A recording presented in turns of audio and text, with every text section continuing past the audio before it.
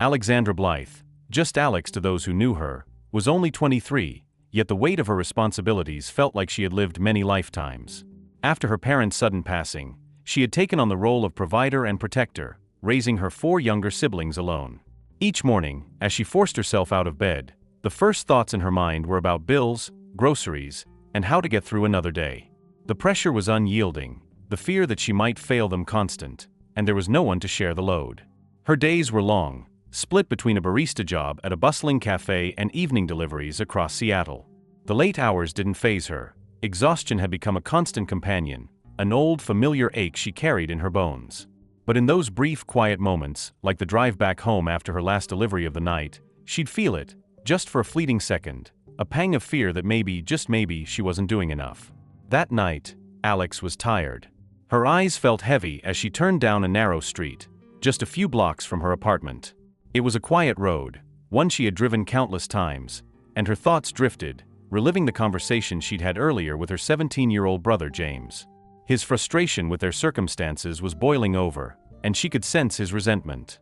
The thought tugged at her heart, leaving her distracted until an abrupt, screeching sound jarred her back into the present. She hit the brakes, her eyes darting to a mangled car up ahead, slammed against a streetlight, its headlights flickering weakly. Instinct took over. Alex didn't think about what could go wrong or hesitate for even a second, she just ran. As she approached, the smell of gasoline and burnt rubber filled the air. Her heartbeat thudded in her chest, her mind racing with a mix of panic and adrenaline. The car's front end was crushed inward, and through the spiderwebbed windshield, she saw a man slumped against the steering wheel. His face was smeared with blood, his eyes half closed, yet he was conscious. He looked up, dazed and pained, meeting her gaze through the fractured glass. "Hey, can you hear me?"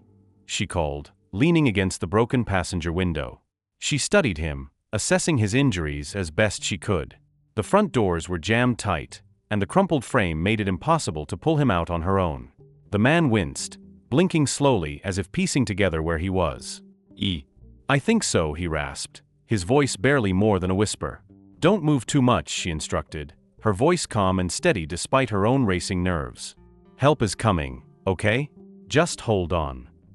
He let out a shallow breath, and for a second, Alex saw a flicker of fear in his eyes. She knew that look all too well. She had seen it in her own reflection on those days when everything felt too heavy to bear. Reaching through the window, she extended her hand. "Here," she said gently. "Take my hand. Stay with me." His hand reached for hers, trembling slightly, and their fingers locked together. The touch grounded them both. She could feel his grip tighten as he held on, his focus on her face as though it were the only thing keeping him conscious. "What's your name?" he asked, his voice weak but steady. "Alex," she replied simply. "Just Alex." Despite the pain etched into his face, he managed a faint, appreciative smile. "Well, Alex, you have impeccable timing." She let out a soft laugh, feeling the intensity of the moment ease ever so slightly. "It's more like bad luck," she said, half joking, "but I'm glad I was here." As they waited for the emergency responders, she spoke to him softly, doing her best to keep him alert. "Can you tell me your name?" she asked, noticing how his eyes would start to flutter shut every so often. "Nate," he murmured, swallowing against the dryness in his throat. "Nathaniel Bennett." The name caught her off guard. Wait, Nathaniel Bennett. She had heard of him, a wealthy businessman, practically a household name in Seattle. But looking at him now, vulnerable and injured, he seemed worlds away from the powerful figure she'd read about. "Yeah, that's me," he said with a weak chuckle that quickly dissolved into a grimace of pain. "Though right now I'm just a guy in a wrecked car." She nodded, the corner of her mouth twitching up in an understanding smile. "Well, Nate, tonight I'm just a delivery driver, so I guess we're both a little out of place." The sirens grew louder, and Nate's grip on her hand tightened, his eyes searching hers. "Thank you," he said, his voice filled with genuine gratitude. "You didn't have to stop." "I did," she replied firmly, holding his gaze. "And I'd do it again, so don't even think about thanking me." The EMTs arrived, their voices filling the air as they worked to extricate Nate from the car. He looked at Alex one last time, his expression etched with both exhaustion and relief. She stayed by his side, only letting go of his hand when the paramedics moved him onto a stretcher. One of the EMTs approached her. "Are you all right, miss?" he asked, noting her shaking hands and concerned expression. "Yes, I'm fine," she assured him. "But please make sure he's okay." As Nate was loaded into the ambulance, he looked back at her, his eyes still focused intently on her face, as if trying to memorize it. "I owe you, Alex," he said, his voice barely a whisper but strong with sincerity. "Please let me thank you, properly." She shook her head, offering him a small, reassuring smile. "Just get better, Nate," she replied. "That's all I need." The ambulance doors closed, and within moments, it sped off into the night. Alex watched it disappear around the corner, the quiet settling back over the street. Only now did she feel the tremble in her hands, the adrenaline giving way to exhaustion and an overwhelming sense of disbelief. As she made her way back to her car, the full weight of what had just happened began to sink in. She had helped a stranger, yes, but not just any stranger. Nathaniel Bennett. The thought left her feeling oddly shaken. For a brief, unexpected moment, she had seen something familiar in his eyes, a hint of loneliness, of vulnerability, hidden beneath the facade of power. It resonated with her, struck a chord that was both unsettling and strangely comforting. She exhaled, closing her eyes for a moment, letting herself feel the enormity of it all. There was something about the encounter that lingered, something she couldn't quite shake, even as she drove home in the early hours of the morning. But Alex had no idea that this single act of kindness would be the turning point in her life, nor could she have known that Nate Bennett's gratitude was only the beginning of something much larger, a connection that would test her resolve, challenge her independence, and change everything she thought she knew about herself and the life she'd been fighting so hard to keep together. In the days following the accident, Nathaniel Nate Bennett found his thoughts repeatedly drifting back to Alex. He couldn't shake the image of her calm yet determined expression as she had reached through the broken car window, her hand steady, voice unwavering. It was a rarity to see such unassuming bravery, especially in someone so young and clearly struggling. He felt an inexplicable pull to repay her, to know more about her. Nate's assistant, Victoria Vicky Harris, noticed his unusual preoccupation. Vicky, known for her sharp wit and protective loyalty toward Nate, had worked with him for years and rarely saw him this unsettled. One morning, Nate leaned back in his office chair, eyes distant as he stared out the window. "Vicky, I need you to find Alexandra Blythe," he said, turning back to her, his expression serious. "Invite her here. I'd like to discuss an offer with her." Vicky's brow creased in confusion. "The young woman from the accident?" she asked, searching his face for clues. Nate nodded, his voice carrying a hint of that same intrigue he'd felt since that night. "Yes. She's different." Vicky tilted her head, sizing him up. "You're asking me to track down a stranger," she noted cautiously. "For a job offer?" "Yes," Nate replied without hesitation. "I think there's more to her than meets the eye. And I don't want her to fall through the cracks." He leaned forward, his gaze steady on Vicky. "I need people with integrity around here. People who understand sacrifice." Vicky reluctantly nodded, though her expression remained skeptical. "I'll see what I can do." It took only a few days for Vicky to locate Alex and deliver the invitation. When she did, Vicky's approach was direct but laced with an unmistakable air of suspicion.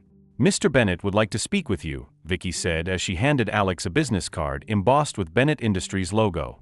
"He's offering a formal meeting at his office." Alex looked at the card, then back at Vicky, trying to read the woman's expression. She could tell that Vicky had her doubts about her, and a part of her wanted to dismiss the invitation outright. But curiosity tugged at her.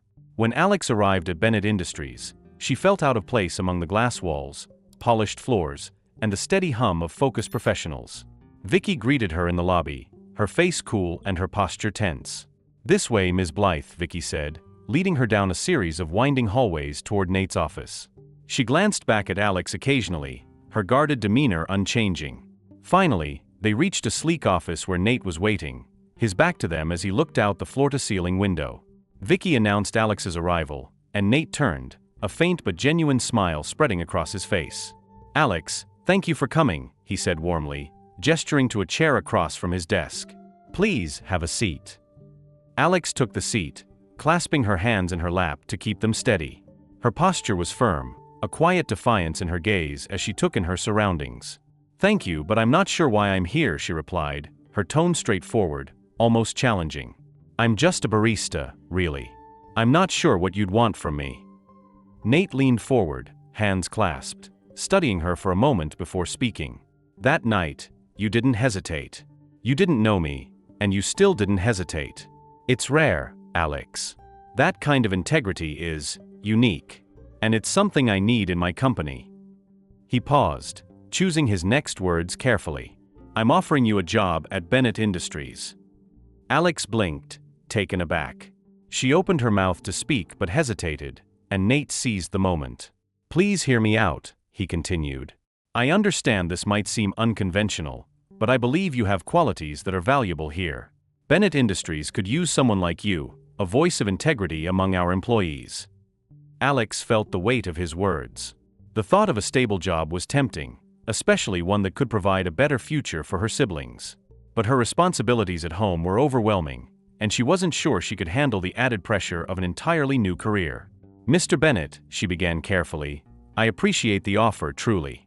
But my life, it's complicated. I have responsibilities. I have family to take care of. Nate's expression softened, and he leaned back slightly, nodding as if he'd expected this response. I know, Alex. I know you have siblings. Vicky did some research, and we know you're supporting them on your own. I want this job to help you, not add more strain. You'd have flexibility, and we'd work with you to make it fit your needs. Alex felt her pulse quicken, uncertainty clouding her mind. This isn't just a casual offer, she murmured, trying to gauge his sincerity. Why would you go out of your way for me? I mean, you don't even know me. Nate's gaze held steady. Maybe not, he admitted. But I do know what I saw that night. And I believe in following instincts. Mine are telling me that giving you this chance would be as good for us as it might be for you. Alex was quiet, absorbing his words. Vicky, who had been observing from the side, crossed her arms and finally spoke up, her tone slightly dismissive. We don't really know what your intentions are, Ms. Blythe, Vicky murmured, her eyes narrowing slightly as she watched Alex. Many people would see an opportunity like this and think only about what they could gain. Alex met Vicky's gaze directly, unfazed by the scrutiny. Maybe my only intention, she said, her voice steady, is to survive. To find a way to keep going. Her words hung in the air, raw and unembellished, revealing a glimpse of the struggle she rarely allowed others to see. Nate seemed moved, nodding slowly. Then let's make that survival a little less difficult. Take the job, Alex. It's yours if you want it. She hesitated, feeling the enormity of what he was offering but still wary of the unknowns. Finally, she looked back at Nate, her expression resolute. I'll think about it, she said, her voice low but firm. Nate smiled, seeming to understand.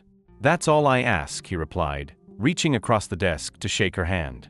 As Alex left his office, she felt the weight of the decision pressing down on her. The offer was tempting, almost too good to be true, but she couldn't ignore the instincts that kept her cautious. When Alex accepted the job at Bennett Industries, she quickly realized she was stepping into a world entirely different from the one she was used to. The sleek offices, the high-powered employees, the polished professionals, none of it felt familiar or comfortable. And it didn't take long for her to feel the weight of the scrutiny directed her way. Some employees were polite but distant, while others barely hid their suspicion. But no one's watchful eye was as piercing as that of Vicky Harris. Vicky seemed to always be nearby, silently observing, a constant presence that Alex couldn't ignore. Anytime Alex walked down a hall, attended a meeting, or worked on a task, she felt Vicky's unspoken criticism lingering in the air. It was as if Vicky was waiting for her to make a misstep, to prove that she didn't belong in Nate's company or his life. One afternoon, Alex was working in a quiet corner of the office when she overheard Vicky's clipped voice through a slightly open door nearby. Curious and unable to help herself, she caught pieces of the conversation. Oliver Grant won't back off, Nate, Vicky was saying. Her tone was sharp, filled with a tension Alex hadn't heard from her before. He's relentless. I don't trust him for a second, and neither should you. Alex tensed, picking up on the intensity in Vicky's voice. Nate replied, his tone calm but weary. I'm aware of Grant's tactics. But we'll handle it. I don't want anyone here getting caught up in his games. She'd heard the name Oliver Grant mentioned a few times around the office, but didn't know much beyond the fact that he was Nate's chief rival. And from the way people talked, his name carried a certain weight, something unsaid yet clearly powerful. But Alex wasn't here to get entangled in office politics. Her own life was already complicated enough without adding high-stakes corporate rivalries to the mix. Her biggest challenge, however, wasn't navigating the social politics of the office. It was trying to manage her brother James. James, at 17, was brilliant in ways that intimidated her. He had an aptitude for computers and technology that Alex didn't fully understand. But lately, his talent had led him down a dangerous path. He had started spending time with a group of hackers, people she'd never met but who she was certain didn't have her brother's best interests at heart. Nearly every night, James would disappear into his room, his face illuminated by the blue glow of his screen as he immersed himself in a world Alex couldn't reach.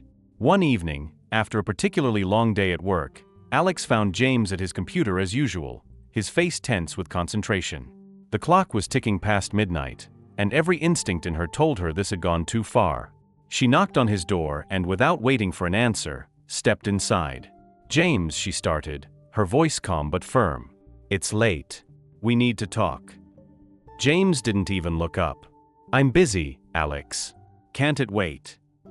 Her patience snapped. "No, it can't. You're not busy, you're hiding. You've been locking yourself in here every night, and I don't know what you're doing or who you're doing it with." Finally, James turned to face her, his expression defensive. "Maybe if you understood, you wouldn't keep barging in here like you know everything." Alex crossed her arms, trying to keep her voice steady. "Then help me understand, James. Because all I see is my little brother getting mixed up in something dangerous, and I won't stand by and watch that happen." He let out a frustrated sigh, his voice laced with irritation. "You think you know what's best for me? You're always working, always running around doing everything for everyone else. I'm just trying to help. Maybe if you weren't so busy, you'd get that." Alex felt the sting of his words as if he had slapped her. She took a steadying breath, her voice dropping to a whisper. "Is that what you think this is about? That I don't care because I'm not here? James, I'm doing everything I can to hold us together. I'm trying to keep this family afloat." James looked away, his jaw clenched. "You're trying, but it's not enough, Alex. Maybe I'm just trying to help in the only way I know how." Her heart ached at his words, but beneath the hurt, she felt a rising anger. "You think getting involved with a bunch of hackers is going to help us? What do you think happens if you get caught? What happens to all of us then?" James's gaze sharpened, his voice defiant. "Maybe I'll actually make something of myself. Maybe I'll find a way to get us out of this mess, since you're clearly stretched too thin." The truth in his words cut her deeply. She was exhausted, torn between her responsibilities at Bennett Industries and the constant demands at home. But she couldn't let her brother slip away. Taking a step closer, she placed a hand on his shoulder, her tone softening. "James, listen to me. I know things are hard right now, but we're in this together. Don't let these people use you." He brushed her hand off, his voice cold. "You don't get it, Alex. They're the only ones who see what I can do. They actually respect me." Her heart sank. "Then let me help you find a way to use that talent without risking everything. There has to be another way." But he didn't respond, turning back to his screen and closing himself off from her once more. Alex felt a knot form in her stomach, a mix of fear and helplessness that left her feeling more alone than ever. As Alex struggled to keep things steady at home and balance her new job, a new problem quietly took root. Oliver Grant, a name she'd heard whispered around Bennett Industries, had found his way into her family's life. Through discreet connections, Oliver learned about James, the teenage prodigy with an untapped talent for computers. And Oliver knew exactly how to make use of that talent. He began reaching out to James, subtly at first, small gestures and indirect compliments that, to a 17-year-old craving recognition, felt like respect. He would leave messages through online chats, commenting on codes and algorithms James was working on, praising his natural instincts and his fearless style. Late one night, James was alone, absorbed in his work, when a message pinged onto his screen. "The way you handle these firewalls is impressive, James," Oliver typed, his tone almost reverent. "Have you considered going further? Pushing your limits?" James felt a rush of pride. Here, finally, was someone who saw him, who appreciated his skills without the judgment or apprehension he got from Alex and everyone else around him. James hesitated, then responded, feeling the weight of his words. "I've thought about it," he typed, fingers flying over the keys, But what difference does it make if no one sees what I can do? There was a pause. The screen stayed still as James waited, wondering if maybe he'd gone too far, exposed too much. But then Oliver replied, his words carefully chosen, almost persuasive. I see it, James. I know talent when I see it. With the right resources, you could be unstoppable. You could build things people would notice. James's heart raced, and he leaned closer, excitement flaring within him. Here was validation from someone powerful, someone who could open doors that he'd only dreamed of. It was everything he wanted to hear. James's reply came quickly, a hint of frustration mixed with excitement. I'm just limited. I don't have access to anything serious. Oliver's response was swift, confident, almost as if he had anticipated James's needs all along. That's where I come in, he typed. I can give you the tools you need. Think of it as a partnership. You bring the skill, I bring the resources. Together, we could do things that matter. James stared at the screen, his mind racing. The possibilities seemed endless, and for the first time, he saw a way to break free of his own limitations. The world, with Oliver's help, could finally be within his reach. There was a weight to Oliver's words, a thrill that both excited and unnerved James. He knew Alex wouldn't approve, that she'd see Oliver's promises as manipulation, but James felt compelled. He had spent years feeling like an outsider, like no one around him understood his potential. But here was someone who did. Strich. Meanwhile, Alex's instincts told her something was off. She noticed James spending more time locked away in his room, a mixture of excitement and secrecy in his eyes that she hadn't seen before. One night, when she finally confronted him, he brushed her off with vague answers and evasive looks. She decided to talk it out with Michael, her oldest friend, hoping he might offer some insight. Sitting on the worn leather couch in his garage, where he worked as a mechanic, Alex explained the situation. Michael listened patiently, his face a mix of concern and understanding as he wiped grease from his hands with a rag. He's just acting so distant, she said, her frustration seeping into her voice. And I can tell he's hiding something. But every time I try to bring it up, he shuts down or changes the subject. Michael nodded, leaning back thoughtfully. He's young, Alex. He probably just wants to prove himself. Show you he can help out in his own way. She looked at him, exasperated. But he's going about it all wrong. I know him, Michael. This isn't just teenage rebellion, it's something else. I don't know who's getting in his head, but it's like he's slipping away, and I can't reach him. Michael reached out, placing a comforting hand on her shoulder. Maybe he just needs someone who gets his world to guide him, he said gently. And maybe that someone isn't you this time, Alex. His words stung, but Alex understood what he meant. She wasn't versed in James's world of technology and coding, and she felt helpless trying to bridge that gap. But Michael was right. James needed guidance from someone he respected. Find him a mentor, Michael continued, his gaze steady. Someone who can talk to him about this stuff, help him see the bigger picture.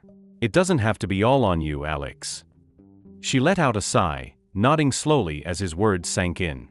Maybe she did need to let go just a little, to give James space to grow while still being there to catch him if he fell. The tension between Alex and James had been growing for days, small conflicts simmering beneath the surface until they finally reached a breaking point. Alex had her suspicions about Oliver Grant's influence on James, but when she finally uncovered the truth, when she realized how deeply Oliver's promises had entangled her brother, her heart sank. She found James alone in his room, hunched over his computer, headphones on, completely engrossed.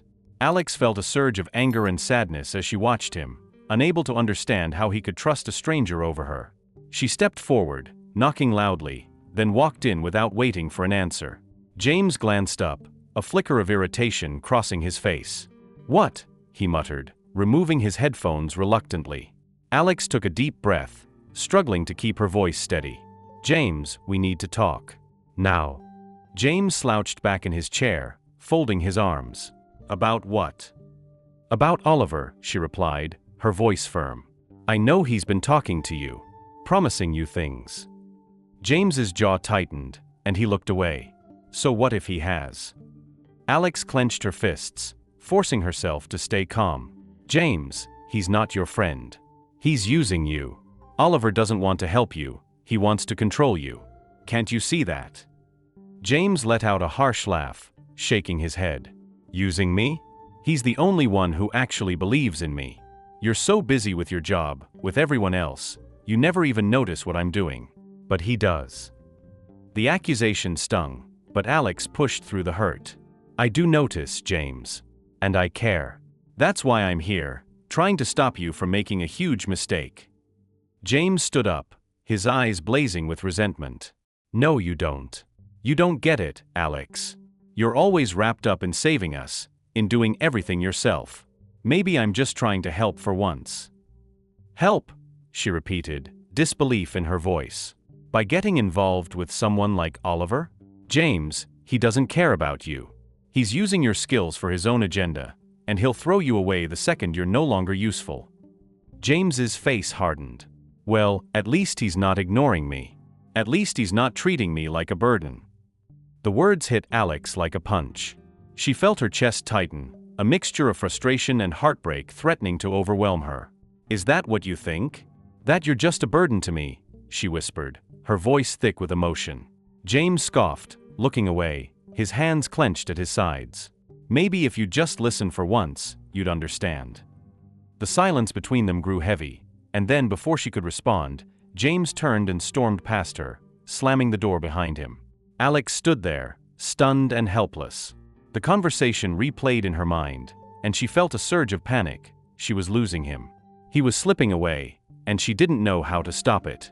Desperate for guidance, she reached out to the only person she could think of, Jacob Reynolds, James's former mentor and teacher. The next day, she arranged to meet Jacob at a nearby café.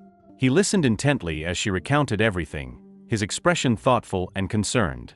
Jacob, I'm out of my depth here, she admitted, her voice barely a whisper. He's angry, resentful, and I don't know how to get through to him. Oliver has twisted everything, and James is too young to see it. Jacob nodded slowly, tapping his fingers on the table. James is a bright kid, Alex, but he's vulnerable. Oliver sees that and is taking advantage of it. What James needs now is someone he respects, someone who can reach him from his world. I might be able to help. Alex looked at him, a flicker of hope in her eyes. Please, Jacob. I'll do anything to keep him safe. He's all I have. Jacob placed a reassuring hand on hers. You're not alone in this, Alex. Let me talk to him. I'll show him there's another way. She nodded, grateful but still weighed down with worry. For weeks, Victoria Vicky Harris had watched Alex Blythe from a distance, scrutinizing her every move with an instinctive wariness. But as she observed Alex's constant worry, the tension in her shoulders, and the way her gaze softened when she spoke of her siblings, Vicky felt the faint stirrings of empathy, something she hadn't expected. The final push came one evening as she happened upon a tense confrontation between Alex and her brother James. Alex's voice echoed through the office hallway, a raw edge of desperation in her tone. James, you have to listen to me. I'm trying to protect you. James's retort was filled with defiance and anger, his voice sharp as he replied, Protect me? You're suffocating me, Alex. I can handle myself. I don't need you making all my choices. The words hung heavy in the air, and Vicky could see the pain etched in Alex's face, the frustration that seemed to break her from the inside. Vicky felt a pang she couldn't ignore, her previous judgment giving way to something else, a recognition of Alex's struggle, and of a fight she couldn't win alone. After James stormed off, Alex slumped against the wall, running a hand over her face as if trying to steady herself. Vicky stepped forward, her heels clicking softly on the tile. Alex. Startled, Alex looked up, surprise flashing in her eyes as she noticed Vicky standing there. Vicky. I didn't know anyone was around, Alex said, brushing away her emotions, trying to regain her composure. Vicky studied her, the guarded expression softening slightly. I've watched you struggle with James, and it's clear, you're genuinely trying to help him, Vicky admitted, her voice unusually gentle. She hesitated, then continued, I might have misjudged you. Alex blinked, caught off guard by the admission. I didn't think you'd ever say that. Vicky's gaze shifted slightly, as though assessing her own motives. This Oliver Grant situation. It's bigger than just James. If what I suspect is true, he's planning something major, and I think he intends to use James to do it. The implication hit Alex hard, and a look of dread clouded her face. You think he's actually involving James in his schemes? Vicky nodded slowly. Oliver's known for exploiting talent, for using people to get what he wants and then discarding them when they're no longer useful. He wouldn't hesitate to do the same to your brother. Alex's face set with determination. Then we can't let him. I won't let James become a pawn in some game he doesn't understand. Vicky nodded, her usual reserve giving way to a sense of purpose. Then let's work together. The words surprised them both. Vicky's eyes met Alex's, her expression resolute, and for the first time, there was a flicker of trust between them. Strich. Over the next few days, the unlikely partnership between Alex and Vicky grew stronger as they uncovered piece by piece what Oliver was planning. Vicky's knowledge of Bennett Industries and its competitors gave them a significant advantage. Every day, she shared more with Alex, outlining Oliver's history of manipulation and his recent interest in Bennett Industries' confidential projects. Determined to protect James and put a stop to Oliver's scheme, Alex reached out to Michael, her old friend, and Jacob, James's former mentor. Together, they gathered at Michael's small workshop, an odd but trusted meeting place where they could work undisturbed. Michael leaned against his workbench, crossing his arms as he processed everything. So, Oliver's targeting James because he needs a skilled hacker inside Bennett Industries? He asked, frowning. Jacob, his brow furrowed in concentration, added, it makes sense. Oliver would be looking for someone young, impressionable, someone with enough technical skill to bypass Bennett's firewalls without raising suspicion. Alex's face was a mix of guilt and determination. I should have seen it coming, she murmured. James has been looking for validation, and Oliver's using that against him. Vicky spoke up, her tone firm. What matters now is that we stop it. Oliver is planning a cyber attack on Bennett Industries, something that would cripple Nate's business. And he's counting on James to do the dirty work for him. Michael rubbed his temples, letting out a low whistle. That's serious. If Oliver succeeds, he could not only ruin Nate but pin the blame on James, leaving him to deal with the consequences. Jacob placed a reassuring hand on Alex's shoulder. We still have time to make this right. If we can reach James, show him the full scope of what Oliver's planning, maybe he'll understand the risk he's taking. Vicky nodded. Oliver's counting on James being too blinded by ambition to see through the lies. But if we work together, we can get to James before Oliver does. A flicker of hope crossed Alex's face as she looked at each of them. Here they were, an unlikely team brought together by a shared purpose, united to protect her brother and stop a ruthless man from tearing their lives apart. With stakes higher than ever, Alex and Vicky knew they needed backup to expose Oliver Grant's plans and protect James. That's when Vicky suggested involving Grace Sullivan, Nate's close friend and trusted attorney. Grace was sharp, strategic, and fiercely loyal to Nate, making her the perfect ally. Sitting in a quiet office within Bennett Industries, Grace listened intently as Alex and Vicky laid out the plan. She didn't flinch, didn't interrupt. She just absorbed every detail, her expression growing graver by the second. When they finished, she took a deep breath, her tone calm but resolute. Oliver's plan is ambitious, and he's banking on James's skill to bypass Bennett's firewalls and disable security just long enough to cause damage. If he succeeds, it won't just be financial. It will ruin Nate's reputation, and James will be left to take the fall. Alex's face was tense, her hands clenched tightly. Then we can't let that happen. We need to intercept the attack before it starts and gather evidence to show that Oliver is behind it. Grace nodded. I'll get us legal support to handle the aftermath, but you two need to be ready to act the moment James logs in to initiate the hack. The room fell silent, each of them feeling the weight of the task. Finally, Grace spoke again, her voice filled with quiet confidence. Oliver is good at covering his tracks. But if we're careful, we'll catch him. Strich. The day of the Bennett Industries event arrived, and tension hung heavily in the air. It was an important evening, with high-profile investors in attendance, and security was stretched thin to accommodate the event's logistics. This was exactly the distraction Oliver needed. And it was exactly the moment they'd been waiting for. In a quiet corner of Bennett's cybersecurity lab, Alex sat beside James, who had reluctantly agreed to meet her there. His face was drawn with uncertainty, but he had finally allowed Alex to tell him everything. She described Oliver's manipulation, the devastating impact the attack could have, and the legal consequences he would face. James, Alex said, her voice low but steady, Oliver doesn't care about you. The moment this is done, he'll leave you to face the fallout alone. But if you help me now, we can stop him together. James looked down, conflicted. I didn't realize he was using me. I thought he believed in me, he admitted, his voice barely above a whisper. Alex reached over, placing a reassuring hand on his shoulder.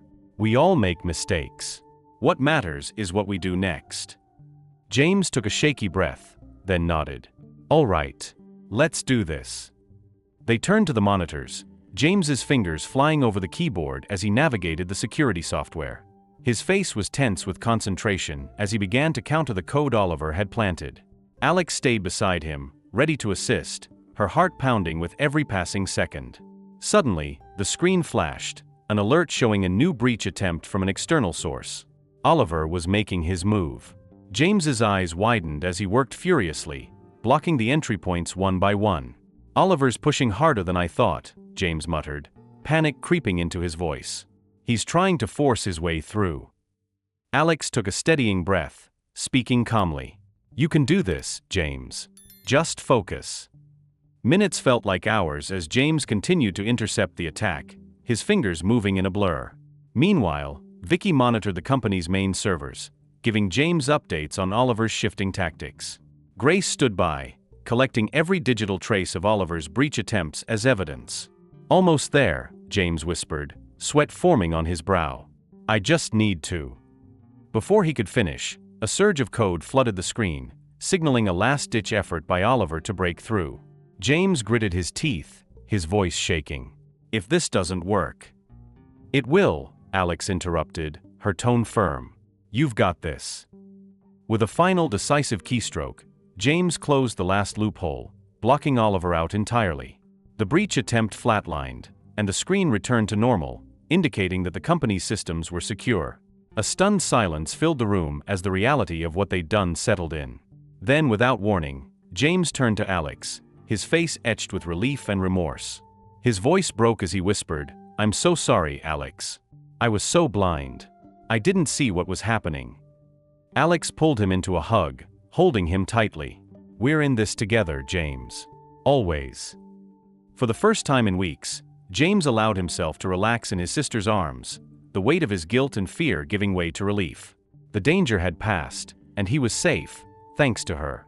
Oliver Grant's arrest was a turning point, not just for Bennett Industries, but for Alex and her siblings.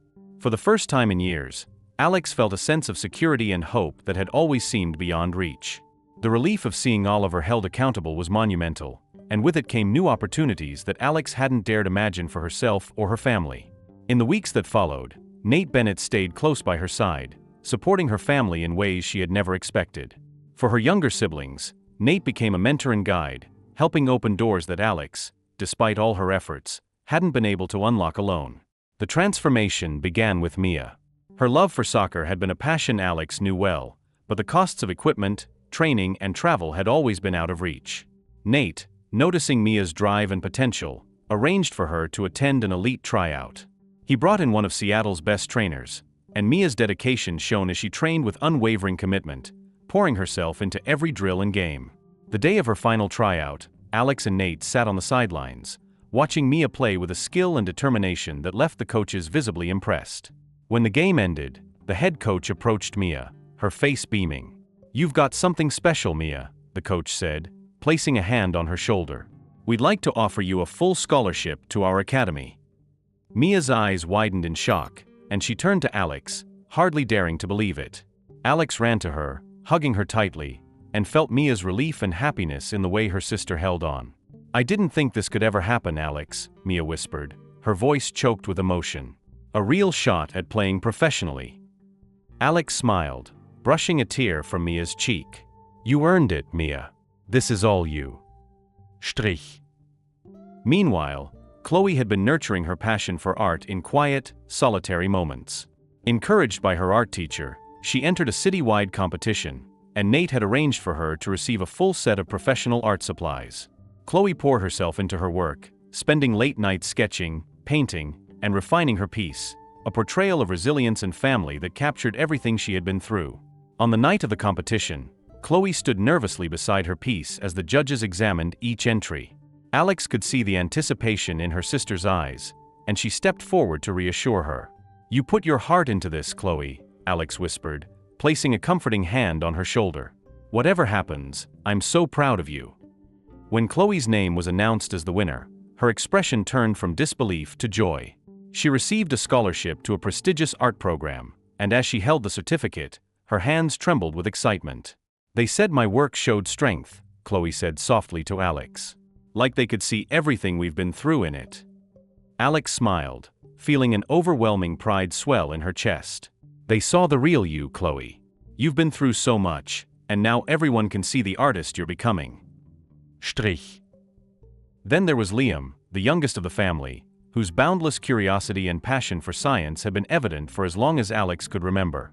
Nate recognized Liam's potential and made arrangements for him to participate in a statewide science fair, providing access to materials and equipment Liam could only have dreamed of before.